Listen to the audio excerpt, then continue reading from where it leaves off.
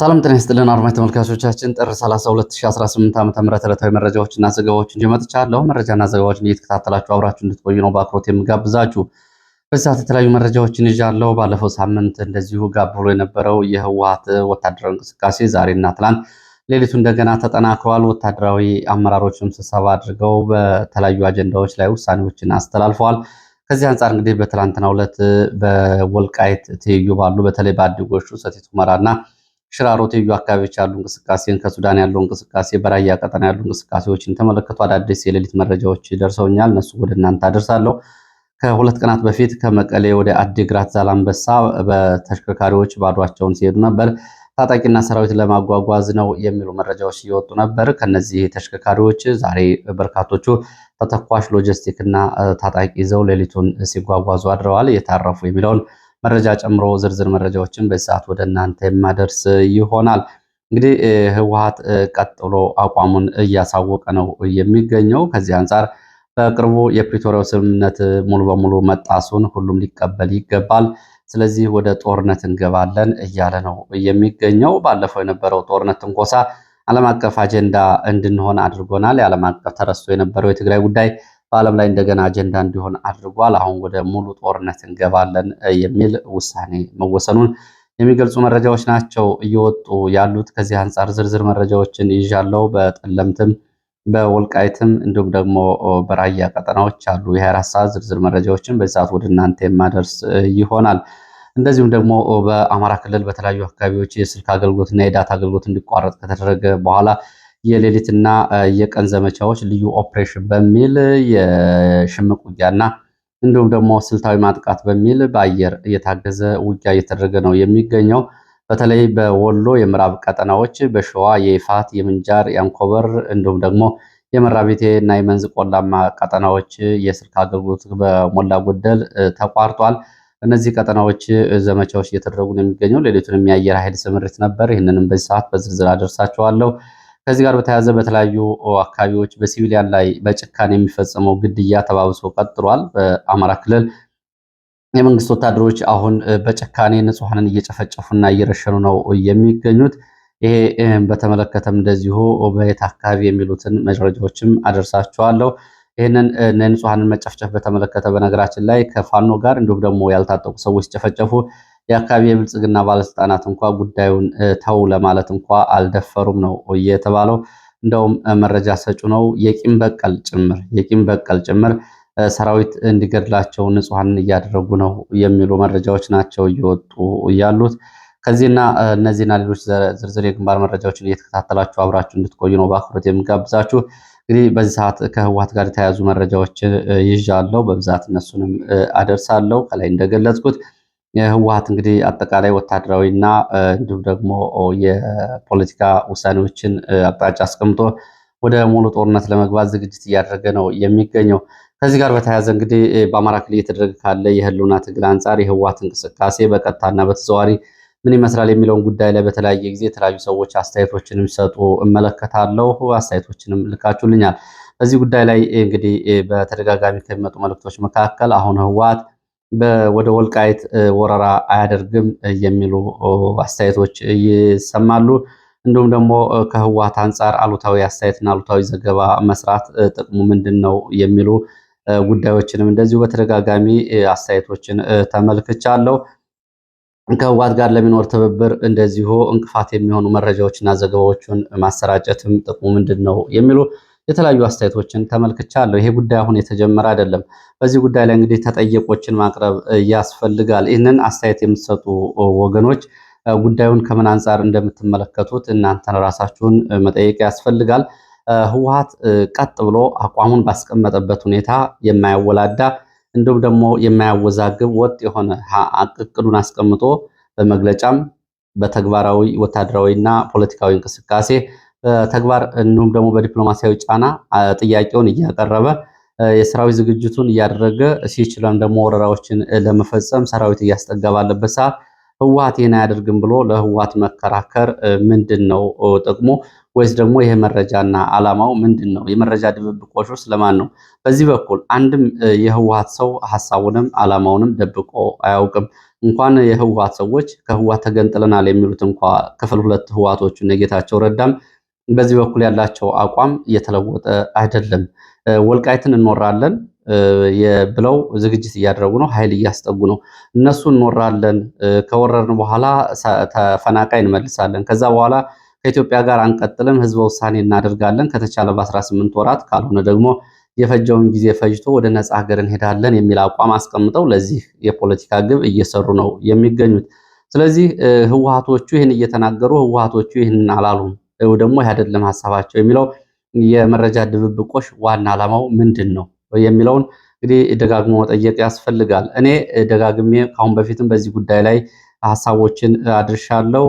በሚዲያ የሚታየውን ድብብቆች ራሳቸው ህወሓቶች ራሱ የሚታዘቡት ነው የሚመስለው። ህወሓቶቹ በግልጽ በመግለጫ እየሰጡ ለምሳሌ ከ5 ቀናት በፊት መግለጫ አውጥተዋል። የትግራይ ሉዓላዊ ግዛት የሚባለው ወልቃይት፣ ጠለምት፣ ራያ የማይመለስ ከሆነ ሙሉ በሙሉ ፕሪቶሪያዊ ሰላም ስምምነት ተጥሷል በሚል ወደ ጦርነት እንገባለን እና ይህንን ለማስመለስ ዲፕሎማሲያዊ፣ ፖለቲካዊ እና ሌሎች አማራጮችን እንጠቀማለን የሚል ጊዜያዊ አስተዳደሩ ሳይቀር ጭምር መግለጫ አውጥቷል። ይህ መግለጫ እየታየ ባለበት ሁኔታ ህወሓት ወልቃይትን አይወርም፣ ህወሓት ወልቃይትን እንዳይወር ተነግሯቸዋል። ማን ነው የሚነግራቸው? ለህወሓቶቹ ማን ነው የሚነግራቸውስ? ህወሓቶቹስ ማንን ነው የሚሰሙት በዚህ ጉዳይ ላይ? ይሄ ግልጽ መሆን ያለበት ጉዳይ ነው። ከህወሓት ጋር መስራት ያስፈልጋል የሚል ክርክር ይነሳል። ጥሩ ያስፈልጋል። ከህወሓት ጋር ለመስራት ግን መተማመኛ ያስፈልጋል። ምን አይነት መተማመኛ የሚለው ደግሞ ለህዝብ የፖለቲካ ዋስትና የሚሰጥ መተማመኛና ስምምነት ላይ መድረስ ያስፈልጋል። ከነዚህ መካከል እንግዲህ ከህወሓት ጋር ሌላ ጉዳይ ያለው ሰው የለም። በተለይ ህወሓት አሁን ከአብይ አህመድ ጋር አይደለም መሰረታዊ ጉዳይ ያለው። አብይ አህመድ ወልቃይትን እንደራያ ቢሰጣቸው በሁለተኛው ቀን ሙሉ ትጥቅ ለመፍታት ዝግጁ ነው የሚሆኑት። በእርግጥ ነፃ ሀገር ግንባታው ጋር ደግሞ ሌላ ሀሳብ ይኖራቸዋል። ስለዚህ ከአብይ አህመድ ጋር ሳይሆን አሁን መሰረታዊ ጉዳያቸው ወልቃይትን ለመውረር ጠለምትን ለመውረር ያው በራያና በኮረም የሆነው ባለበት ነው ይሄ ነው። ስለዚህ ከህወሓት ጋር እንሰራለን የሚል አካል ከህወሓት ጋር ሚዲያዎች የህወሓትን በተመለከተ አይቅረቡ የሚል አካል እነዚህን መከራከሪያዎች ከህወሓቶች ሊያመጣ ይገባል። ህወሓትን መተማመኛ የሚሰጥ ከሆነ ካሁን በኋላ ህወሓት አጋር ነው። ህወሓት አብይ አህመድ ላይ ነው እንጂ ከአማራ ህዝብ ጋር ችግር የለበትም። ህወሓት ቢመጣ እንደ ራያ እንዳደረገው በወልቃይትም ጭፍጨፋ አይፈጽምም የሚሉ መተማመኛዎችን የሚያመጣ አካል ካለ በሱ ጉዳይ ላይ ወደፊት አብሮ መስራት ይቻል ይሆናል። ከነዚህ መካከል ከህወሓት ጋር አንጻር አስተያየት የሚሰጡ ሰዎች የህወሓት ሰዎች እንግዲህ ወልቃይት ያማራ ነው፣ ራያ ያማራ ነው፣ በስህተት ነበር የያዝነው። አሁን የህዝብ ጥያቄ ስለሆነ ጥያቄውን በፖለቲካዊ ውሳኔ ትተናል። ባለፉት 30 ዓመታትና 40 ዓመታት አካባቢ ተቆጣጥረን በነበረበት ጊዜ ለደረሰው ስህተት ድጋሚ ይቅርታ እንጠይቃለን። የህወሓት አጀንዳ ከዚህ በኋላ የወልቃይት የጠለምት ጉዳይ አይሆንም። አካባቢዎቹን ለባለቤቱ ለአማራ ህዝብ መልሰን ከዚያ በመለስ ባለው በኢትዮጵያ ውስጥ እንደሚኖር ማህበረሰብ በፖለቲካ ትብብር እንሰራለን። እስከዛሬ የሄድንበት መንገድ ለአማራና ለትግራይ ህዝብ ግንኙነት እንቅፋት መሆኑ ገብቶናል። ወልቃይት፣ ራያ፣ ጠለምት፣ ኮረም በተመለከተ ድጋሚ አናነሳም። ለዚህ ደግሞ ከሚመለከተው የአማራ ኃይል ጋር ለመደራደርም ለመነጋገርም ለመፈራረምም ዝግጁ ነን እና ይህን እናደርጋለን፣ ማድረግ እንችላለን የሚል አስተያየት የፖለቲካ አቋም በህወሓት በኩል ከተወሰደ የትኛውም እንግዲህ በህወሓት በኩል ስጋት ያለበት ሰው ይህንን ጉዳይ ድጋሚ ሊያነሳ አይችልም። ይህንን ለማድረግ ፍላጎት አላቸው ወይ?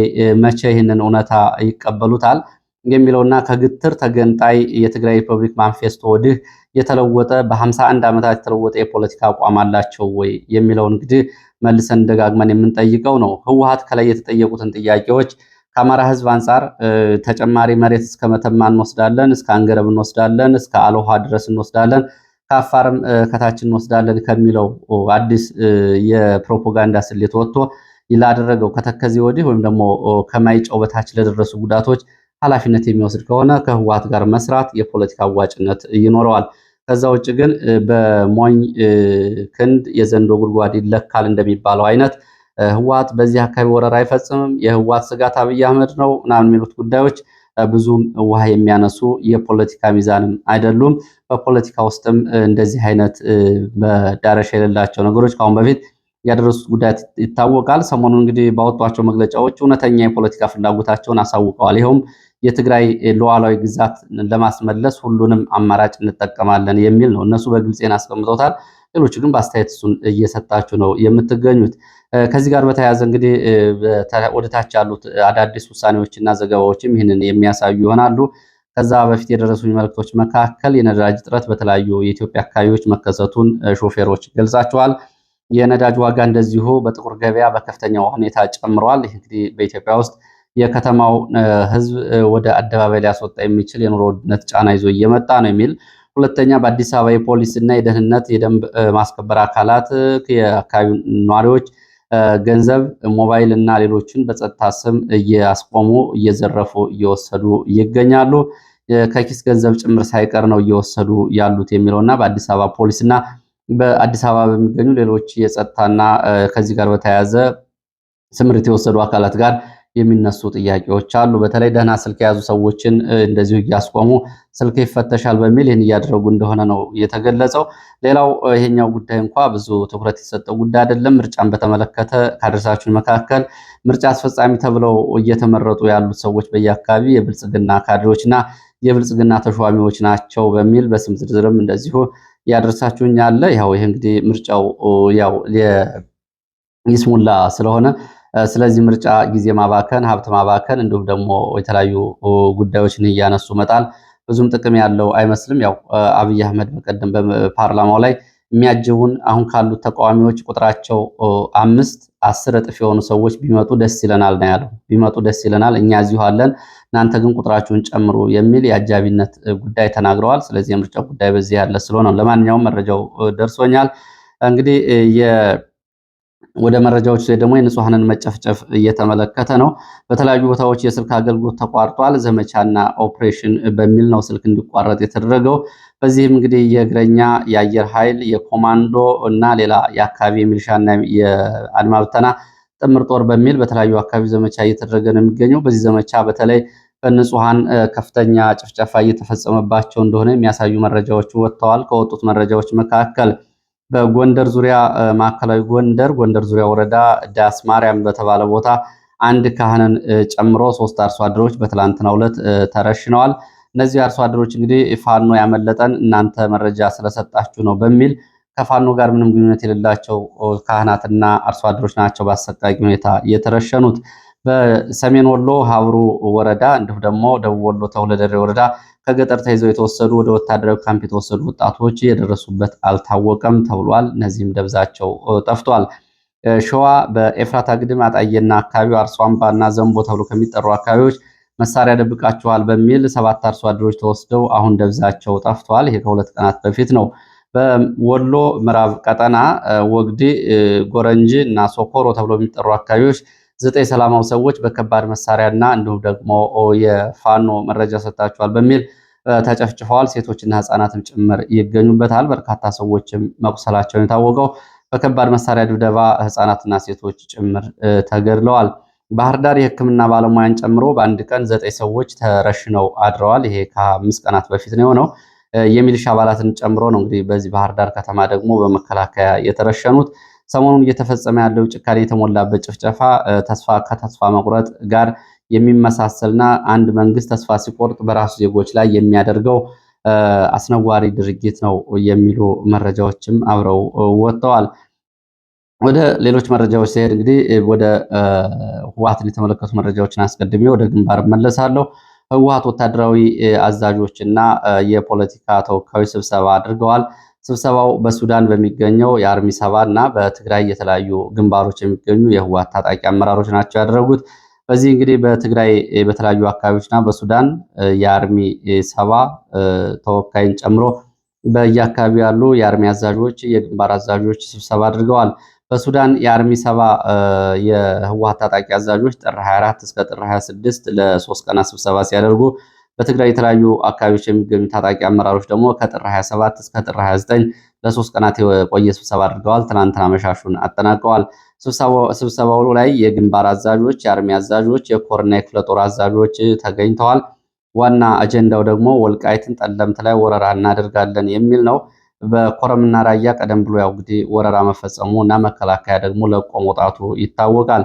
በዚህ በስብሰባው ላይ የተነሱ ጉዳዮች መካከል በርካታ አጀንዳዎች ቀርበዋል። በዋናነት ግን የሰራዊትን ዝግጅትና አቋምን የተመለከተ ዳሰሳ በየግንባሮቹ እንዲደረግ መወያ አጀንዳ ሆኖ ቀርቧል ነው የተባለው። አንደኛ የትግራይ ታጣቂና ህዝቡ ወታደራዊ ቁመና ላይ እንዲገኝና የወትሮን ዝግጁነቱን እንዲያረጋግጥ እንዲሁም ደግሞ የፕሪቶሪያዊ ሰላም ስምምነት ሙሉ በሙሉ መፍረሱን ህዝቡና የህወሓት ታጣቂዎች እንዲያውቁት ማድረግና ማስረጽ ያስፈልጋል። የፌዴራል መንግስቱ በፕሪቶሪያዊ ሰላም ስምምነት የገባውን ውል መፈጸም ባለመቻሉ ውሉ መፍረሱን የትግራይ ህዝብና የትግራይ ታጣቂ እንዲቀበል እንደዚሁ ኦሪንቴሽን እንዲሰጠው የተጀመረው ጦርነት ውጊያ ዳር ድንበሮች እስኪከበሩና እስኪቆጣጠሩ ድረስ የሚቀጥል መሆኑና ወደኋላ ፈጽሞ የማይመለስ መሆኑ በሁሉም በኩል ሊታወቅ ይገባል። የወታደሩ የዓላማ ጽናትና ቁርጠኝነት በሚገባ መገንባት አለበት። ሰራዊቱ የራሳቸውን ማለት ነው የህወሓት ታጣቂን ወደ ሙሉ ጦርነት እና በሙሉ አቅም እንደሚገባ ማመንና መቀበል አለበት። ጥላትን የሚመከትበትን ስልት በተመለከተ እንደዚሁ ግምገማዎች ቀርበዋል። ታጣቂ ሙሉ በሙሉ ጦርነት ውስጥ አንገባም የሚል አጉል አስተሳሰብ ይዞ ተገኝቷል የሚል እንደዚሁ ግምገማ ቀርቧል። ይሄ በቶሎ ማረምና አስተሳሰቡን ወደ ማይቀር ቁርጠኝነት ማዘንበል አለበት። ታጣቂዎቹ ታጣቂዎች በየአካባቢ ያቀረቧቸው ጥያቄዎች የጥቅማ ጥቅም ጥያቄዎች ከጥር 8 ጀምሮ የጥቅማ ጥቅም ጥያቄዎች ተፈተዋል። ይህም በሰነድ ተረጋግጦ ወጥቷል። ይሄ በተዋረድ ለታጣቂዎቹ እንዲነገራቸው ይደረግ። ከአጎራባች ሀገራት ጋር ያለው ግንኙነት ተጠናክሮ እንደሚቀጥል እና በዚህ በኩል ስራ እየተሰራ እንደሆነ ለታጣቂው ሊነገረው ይገባል። 9ኛ የተበተነ ኃይል አንድ የማድረግ ስራ እየተሰራ ነው። የትግራይ የሰላም ኃይል ወይም ደግሞ የሐራ መሬት ታጋይ የሚባለውን ጨምሮ በመንበረ ሰላማ በኩል ስራ እየተሰራ እንደሆነ እንደዚሁ ለታጣቂው ሊነገረው ይገባል። 10ኛ የተፈናቀለውን ህዝብ መመለስ የእያንዳንዱ ታጣቂ ድርሻ መሆኑን ሊያውቅ ይገባል። ታጣቂው ተፈናቃይ ሳይመለስ እረፍት እንደሌለው ሊገነዘብ ይገባል። በጦርነት ጊዜ ስለሚኖር የግዳጅ አፈጻጸም እንደዚሁ እና በጥቂት ኃይል ምከታዎችና ስትራቴጂክ ጥያቄዎች እንዴት ማስመለስ እንደሚቻል እንደዚሁ ወታደራዊ ስልት ይነደፋል። ቀኑ ባይገለጽም እንግዲህ በጦርነቱ ላይ ሙሉ ስምምነት ተደርጎ አቅጣጫና መመሪያ እንዲወርድ እንደታዘዘ የመረጃ ምንጮቹ ይህንን ገልጸዋል። ከዚህ ጋር በተያያዘ በሽራሮ እና አድጎሹ ወደ ሁመራ አቅጣጫ ዛሬም ተጨማሪ ኃይል ሌሊቱን ተጠግቷል። ተከዜ ቀጠና በትግራይ በኩል ያሉ ገበሬዎች አካባቢዎቻቸውን ለቀው እንዲወጡ በህወሓት በኩል እንደዚሁ አቅጣጫ ተቀምጧል። በተከዜ ትይዩ ባሉ የአድጎሹና አካባቢ ያሉ አርሶ አደሮች ለቀው እንዲወጡ ወይም ደግሞ የከባድ መሳሪያና የድሮን ጥንቃቄ እንዲያደርጉ ከዚህ ጥቃት ራሳቸው እንዲጠብቁ በህወሓት በኩል ትዕዛዝ ተሰጥቷል። ህዝቡ ግን ተለምኖ የመጣ ጦርነት ነው፣ እንደ እግዚአብሔር ፈቃድ የሚያደርገውን እግዚአብሔር ያድርገን የሚል ምላሽ ነው የሰጠው። እንግዲህ ይሄ የጦርነቱ ሁኔታ የተመለከተ ነው። በአድጎሹ ትይዩ ባሉ የትግራይ አካባቢዎች አርሶ አደሮች ከድሮና ከከባድ መሳሪያ ራሳቸውን እንዲጠብቁና አካባቢውን ለቀው እንዲወጡ ትዕዛዝ መሰጠቱም ተገልጿል። በሱዳን ቀጠና እንደዚሁ ረደም እና ጉልዴ እንዲሁም ደግሞ ሰላም ከተማ ተብሎ በሚጠሩት ነጭ አፈር ሸረሪናና ሐምዳይት ትይዩ ባሉ የወልቃይትና የኢትዮጵያ አካባቢዎች የተከዜ ዘብና የአካባቢው ሚሊሻ የኃይል ስምሪት አድርጎ ቅኝት እያደረገ ነው። እንቅስቃሴዎች መኖራቸውም ተገልጿል። ከነዚህ መረጃዎች እንደዚሁ በራያ ቀጠና ያለውን የህወሓትን ስምሪት ስንመለከት ህወሓት በራያ ቀጠናም እንደዚሁ አዲስ ስምሪት ሌሊቱን ሲያደርግ አድሯል። በራያ ቀጠና እስከ አፋር ድረስ 11 አርሚዎች መሰለፋቸው ነው የተገለጸው። በዚህ እንግዲህ ከዛላምበሳና አዲግራት የተጫኑ የህወሓት ኃይል በሶስት ቦታዎች ሌሊቱን ተራግፏል። ሰሞኑን ተሽከርካሪዎች ከመቀሌ ወደ አዲግራት ሲሄዱ ነበር። ዛሬ እንግዲህ ታጣቂ እንዲሁም ደግሞ ወታደራዊ ሎጂስቲክ እና የወታደራዊ ስንቅና ትጥቅ ይዘው መመለሳቸው ነው የታወቀው። በዚህም በሶስት ቦታዎች አራግፈዋል። በተሳቢ ተሽከርካሪዎች ሌሊት ከተጫኑ ታጣቂዎችና የጦር መሳሪያዎች መካከል ማይጨው ከተማ ጥላሁን ግዛው ትምህርት ቤት ላይ እንደዚሁ ታጣቂዎች እንዲራገፉ ተደርጓል። እንዳመሆኒ ትምህርት ጽሕፈት ቤት እንደዚሁ ታጣቂዎች ተራግፈዋል። ውሃ ልማት ተብሎ የሚጠራው ቦታ ጽሕፈት ቤት ላይ በርካታ ታጣቂዎች ሌሊቱን ተራግፈዋል። ሌሊቱን ደግሞ ወደ ራያ ወረዳዎች ይንቀሳቀሳሉ ተብሎ እቅድ ተይዟል የሚል መረጃ ወጥቷል። ሎጂስቲክን በተመለከተ እንደዚሁ ነዳጅ የጫኑ ቦቴዎች እና ውሃ የጫኑ ቦቴዎች ማይጨው ውሃ ልማት ጽሕፈት ቤት ፊት ለፊት ከሚገኝ የባህር ዛፍ ጫካ ውስጥ ገብተው ቀኑን እንዲያሳልፉ ተደርጓል። ሌሊት ከትግራይ እየመጡ ናቸው። ሁለት ነዳጅ የጫኑ ሁለት ደግሞ የውሃ የጫኑ ቦቴዎች እዚህ አካባቢ እንደዚሁ ሎጂስቲክ ጭነዋል። ሌላው የጦር መሳሪያን የጫኑ ተሽከርካሪዎች ናቸው። ሁለት በሸራ የተሸፈኑና ተሽከርካሪዎች እንዳመሆኒ ትምህርት ቤት ግቢ ውስጥ ሌሊቱን ገብተው ደርሰዋል። እነዚህ በአረንጓዴ ሸራ የተሸፈነ ጦር መሳሪያና ሎጂስቲክ የጫኑ ተሽከርካሪዎች እንዳመሆኒ ትምህርት ቤት ዛሬ ሌሊት ገብተዋል። እንግዲህ ሌሊቱን ወደ ዋጅራት፣ ዛታ፣ ቢሶበር፣ አለማጣ ግንባሮች ይሰራጫል መሳሪያውና ተተኳሹ ነው የተባለው።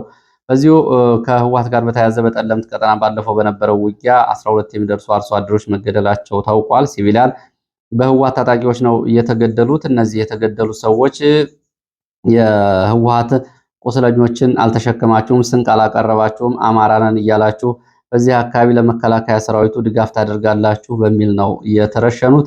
ሌላው ምስራቅ ጠለምት ማይበሬ ተብሎ የሚጠራው ትምህርት ቤት በነበረው ውጊያ የህወሓት ታጣቂዎች ካምፕ ነበር።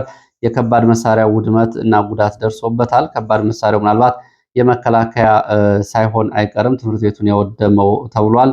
በራያ ቀጠና እንደዚሁ ገደራ ተብሎ የሚጠራ ቦታ ዛሬ ሌሊት በሬ ሽጠሃል በሚል የህወሓት ታጣቂዎች አንዱ አርሶ አደር ገንዘብ ለመቀማት ሲሞክሩ እንደዚሁ የአርሶ አደር ገንዘብ አልሰጥም ማለቱን ተከትሎ አውጥተው ከወሰዱት በኋላ ገድለውታል ነው የተባለው። ስሙ ወዳጆ ይባላል። ሌሊት ነው እየተገደለው። ራያ አላማጣ እንደዚሁ መሬት እንሰጣለን፣ መሬት እናድላለን በሚል ለታጣቂዎቹ ከተማው ውስጥ መሬት እየሸነሸኑ ነው የሚል መረጃ ወጥቷል። ከራያ ጋር በተያያዘ እንደዚሁ አብይ አህመድ በራያ ጉዳይ ላይ ፓርላማ ያቀረበው የውሸት ሪፖርት ቁጣ ፈጥሯል ሲሉ እንደዚሁ የራያ ማንነት አስመላሽ የኮሚቴ አባላት ይህንን ተናግረዋል። አብይ አህመድ በፓርላማ ቀርቦ ስለ ራያ የተናገረው ፍጹም ሐሰት ነው፣ ተፈናቃይ ተመልሷል፣ ህዝቡ በሰላም እየኖረ ነው ብሎ ምላሽ መስጠቱ እጅግ አሳዛኝና በራያ ህዝብ ቁስል ላይ እንደዚሁ አሲድ ከመርጨት አይተናነስም ነው ያሉት። አብይ አህመድ በፓርላማ ቀርቦ ይህንን ውሸት ሲያሰማ ህዝብ በሰላም እየኖረ ነው የሚለው ንግግሩ እጅግ አሳዛኝና አሳፋሪ ነው ብለዋል። ራያ ላይ በየቀኑ ሰዎች ይገደላሉ፣ በየቀኑ ሰው ይፈናቀላል፣ በየቀኑ ሰዎች በታጣቂዎች ይታሰራሉ፣ ይሰወራሉ። ይህ አፈና የመጣው 2016 መከላከያ ከወጣና የአካባቢው አስተዳደር ከፈረሰ በኋላ ነው። ራያ ላይ በየቀኑ የሚገደሉ ሰዎች የሚፈናቀሉ ሰዎችን በተመለከተ ዝርዝር መረጃ እንኳ ለጠቅላይ ሚኒስትሩ አድርሰናል። ከሚያዝያ 7 2016 ወዲህ በህወሓት የተገደሉ፣ የታፈኑ፣ የታሰሩ፣ የተፈናቀሉ ሰዎች ስም ዝርዝር ሁሉም ያውቀዋል። እንግዲህ እስከ 50 ሺህ ህዝብ መፈናቀሉን በዩኤን ጭምር ሪፖርት ተደርጓል። አብያተ ክርስቲያናት መፍረሳቸው በየቀኑ ክስተት ነው። የራያ ህዝብ በታሪኩ ጥቁር ቀን ያሳለፈበት በዚህ ዓመት የጥምቀት በዓልን ሳያከብር አሳልፏል። ህዝብ ጥምቀት በዓልን ሳያከብር አሳልፎ በሰላም እየኖረ ነው ብሎ በፓርላማ ሪፖርት ማድረግ ከአንድ መሪ ይጠበቃል ወይ? ከህወሓት ከወረሩን ህወሓቶች የበለጠ አብይ አህመድ ደግሞ በፓርላማው የራያን ህዝብ ክህደት ፈጽሞበታል፣ ገድሎታል ነው ያሉት። ይህንን አይኑን በጨው እያጠበ ክህደት ለራያ ህዝብ እጅግ አሳዛኝ ነው፣ ፍርዱ እንደ እግዚአብሔር ሰጥተናል ሲሉ ይህንንም እንደዚሁ ገልጸዋል።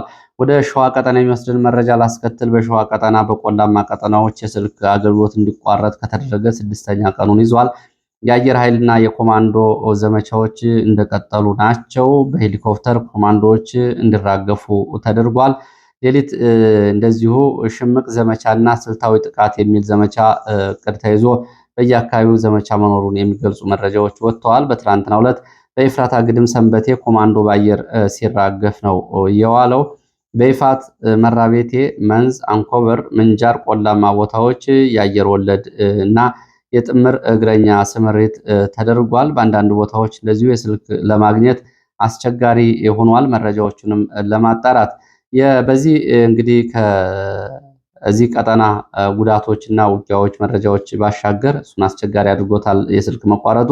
ዛሬ ሌሊቱን እና ረፋዱን በተለያዩ አካባቢዎች ሸዋ የድሮን ስምሪቶች ነበሩ። መንዝ፣ መዘዞ፣ ባሽከተማ፣ ይፋት፣ ቀወት፣ ኤፍራታ ግድም ራሳ፣ መራቤቴ፣ ሬማ፣ ሰሲት፣ ምንጃር፣ ሸንኮራ፣ አንኮበርን ጨምሮ በሸዋ በአብዛኛው ቦታዎች ላይ የድሮን ስምሪት እንደነበር ሌሊቱንና ማለዳውን የወጡ መረጃዎች ያሳያሉ። እንግዲህ ይሄ በዚህ አካባቢ ያለው ሁኔታ ነው። ከዚህ ጋር በተያያዘ እንደዚሁ በምዕራብ ወሎም በወግዲ ቀጠና እንደዚሁ ውጊያ እንደቀጠለ ነው። ወደ ምዕራብ ወሎም ተጨማሪ መካናይዝድና ኮማንዶ ስምሪት መውሰዱን የሚገልጹ መረጃዎች ናቸው የወጡት። በመጨረሻም የአማራ ማህበር በአሜሪካ ከጥር 18 እስከ ጥር 24 ድረስ የአማራ ጦርነት በሚል ወቅታዊ መረጃው ሪፖርት ይዞ ወጥቷል። በዚህ ሪፖርቱ ላይ እንግዲህ የሚከተለውን አህዛዊ መረጃ በዝርዝር ይዞ ወጥቷል። ሙሉ መረጃውን ልታነቡ ትችላላችሁ ሪፖርቱ ላይ። በዚህ ላይ እንግዲህ በአጭሩ በመግቢያው ላይ የአማራ ጦርነት ወቅታዊ መረጃ ጥር 18 እስከ 24 2018 ዓ.ም በሚል ነው። በዚህ ሳምንት በአማራ ክልል በሚገኙ 10 የዞን አስተዳደሮች ውስጥ በ41 ወረዳዎች እና ከተማ አስተዳደሮች ውጊያዎችና የመብት ጥሰቶች ተመዝግበዋል። በኦሮሚያ ክልል ሆሮ ጉዱሩ ወለጋና ሰሜን ሸዋ ዞኖች በአዲስ አበባ ከተማም እንዲሁ የመብት ጥሰቶች ተመዝግበዋል ብሏል። በአማራ ክልል በሚገኙ 4 ዞኖች የሚገኙ 8 ወረዳ እና ከተማ አስተዳደሮች የንጹሃን ዜጎች ጉዳት ደርሷል። በኦሮሚያ ክልል በሰሜን ሸዋ ደራ እና ቢደንጎሮ ወረዳዎች እና በሆሮ ጉዱሩ ወለጋ ዞኖች በኦሮሚያ ክልል ኮማንዶ ኃይሎች እና የኦሮሞ ነጻነት ሰራዊት ታጣቂዎች እንደሆነ በሚታመኑ ታጣቂዎች በዜጎች ላይ ጉዳት ደርሷል። በአማራ ክልል ሰሜን ሸዋ እና ሰሜን ወሎ ዞኖች በኤፍራታና ግድም በአለማጣ ወረዳዎች የዘፈቀደ ስርዓቶች ተመዝግበዋል። በሰሜን ወሎ ዞን አለማጣ ከተማ የተፈጸሙ ስርዓቶች በትግራይ ህዝብ ነጻ አውጪ ግንባር የትህነግ ኃይሎች የተፈጸሙ ናቸው። በወሩ መጀመሪያ ላይ በአዲስ አበባ ከተማ ስርዓት ተመዝግበዋል። በተጨማሪም በአማራ ክልልና በደቡብ ጎንደር ዞን እብናት ወረዳ አፈናዎች ተመዝግበዋል። በተጨማሪም በኦሮሚያ ክልል ሰሜን ሸዋ ዞን ደራ ወረዳ በኦነግ ታጣቂዎች አፈና ተፈጽሟል። በዚህ ሳምንት በሰሜን ጎንደር ዞን ጠለምት ወረዳና አካባቢው በወልቃይ ጠገዴ ሰቲት ሁመራ ዞን አዋሳኝ አካባቢዎች የትህነግ ኃይሎች ከትግራይ ክልል ወደ አማራ ክልል ተሻግረው አገዛዙ ታጣቂዎች ጋር ውጊያ ማካሄዳቸውንም እንደዚሁ ሪፖርቱ ይዞ ወጥቷል። እና ሌሎች አካባቢዎች በተያያዘ በፌደራል ኮማንድ ፖስቱ ሰሜን ምስራቅ አማራ ክልል አለማጣ ከተማ፣ ራያ አለማጣ ወረዳ፣ ኮረም ከተማና በአካባቢ ያሉ ቦታዎችን ጥሎ ሲወጣ የትህነግ ኃይሎች የትግራይ የሰላም ኃይል ጋር እዚሁ በእነዚህ ቀጠናዎች ውጊያ ማድረጋቸውን ሪፖርቱ ይዞ ወጥቷል። ሙሉ ሪፖርቱን ልታነቡት ትችላላችሁ። በዚህ ሰዓት የነበሩ መረጃዎች እነዚህን ነው የመስሉት። እየተከታተላችሁ አብራችሁን ስለቆያችሁ በእጅጉን የማመሰግነው። በሌላ ተመሳሳይ መርሃ ግብር ተመልሰን እስከምንገናኝ ድረስ መልካም ጊዜ